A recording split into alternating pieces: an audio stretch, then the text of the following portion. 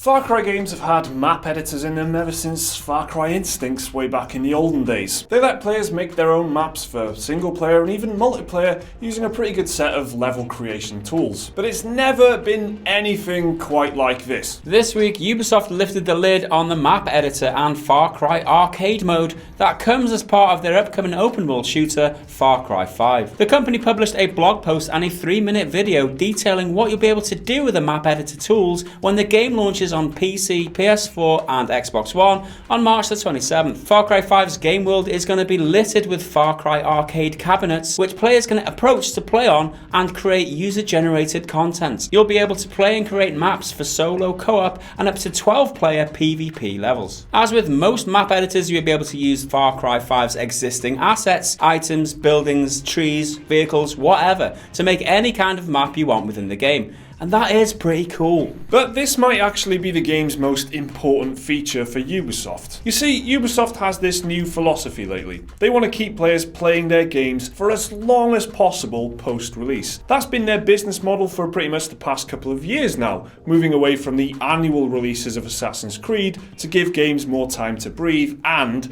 more time to sell microtransactions or DLC to the players that stick around. In a multiplayer-focused game like Rainbow Six Siege, that's pretty straightforward for them to do. Just keep the community happy, keep releasing new maps, operatives and items. People stick around with multiplayer games anyway, and boy have they done a great job of making sure that happens with Rainbow Six Siege. But how do they keep players engaged with a mainly single-player game like Far Cry? Well, it seems Ubisoft's answer is Far Cry Arcade. It's obvious Ubi want to keep people playing Far Cry 5 for a very, very long time after they're done with the main single-player story. The Far Cry Arcade is a very generous offering. Not only do players get access to Far Cry 5 assets to use in their own custom-built maps, they get access to assets from other Ubi titles like Watch Dogs, Assassin's Creed Black Flag, Far Cry 4, Far Cry Primal and Assassin's Creed Unity. And on top of that, post-launch, Ubi will be adding assets from Far Cry 5's DLC packs, including Mars, Vietnam and zombie-themed content. In all, there will be over 9,000 items for players to use in the map editor, with more to follow post-release. The arcade will also have multiple modes like Bounty Hunt, which challenges you to track down and neutralize a specific target, and Journey, a mode you can play non-violently as you find your way to the exit. And it's clear Ubisoft are dead serious about this being a key part of Far Cry 5. The arcade will have shared progression, for example, so any progress and rewards like money, items, weapons or vehicles earned in Far Cry Arcade will be shared with your character in single player. That's crucial in persuading single player gamers to commit time to the arcade cabinets and hopefully keep them hooked in long after they've finished the story. Also, Ubi say in their blog post that Far Cry Arcade is at the heart of the game's PvP multiplayer. And most tellingly, the company says Far Cry Arcade will be continually supported by the developers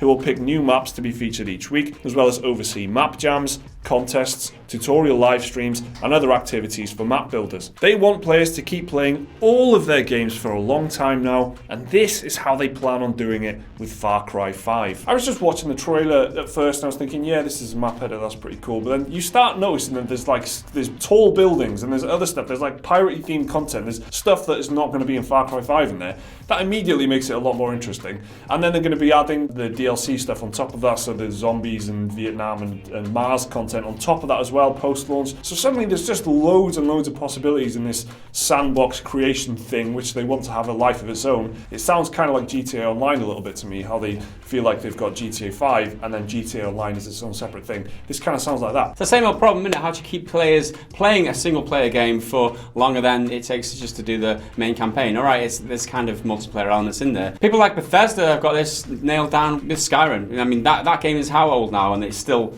selling loads. Why? Because of mods, obviously, user-generated content, and that's how you keep things fresh in an old game. And this is what they're doing here. This is a new solution, essentially, and in my eyes, it kind of merges like GTA 5 Online, which people keep playing the online mode for. Why? Because they keep generating content, and there's new themes coming out every month. That's got an editor as well. People can make their own type of game modes and whatever in it. There's loads of options there. For just a regular person who's never been interested in making mods or something like that, simple thing like a map editor with all these assets, 9,000 assets from all the different games in Ubisoft's like back catalogue. Get your creative juices flowing for all of you who want to be creative and trying to make a map for your friends to play, maybe stick it on a community for people to upvote and maybe get featured by the developers themselves.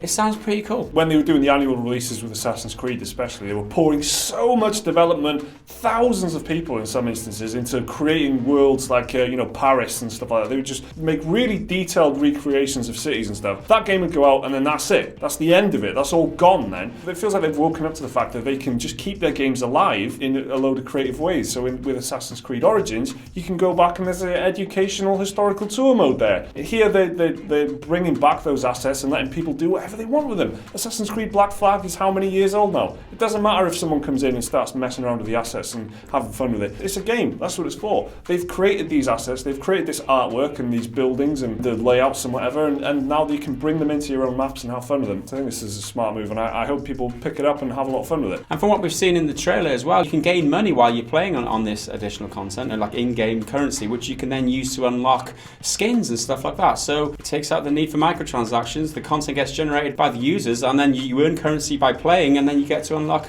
additional stuff as well. I don't know if that's going to exclude microtransactions and loot boxes and all that sort of stuff, essentially, but that's one way to get around it. So that's the Far Cry 5 map editor and the Far Cry arcade mode. They're calling it infinite gameplay. Do you think you're going to make use of this? Let us know down in the comments below. Remember to like the video if you enjoyed it and subscribe if you want to see more stuff like this every day. There's another video right there which you can watch right now if you want, and the link to Patreon if you want to support the channel.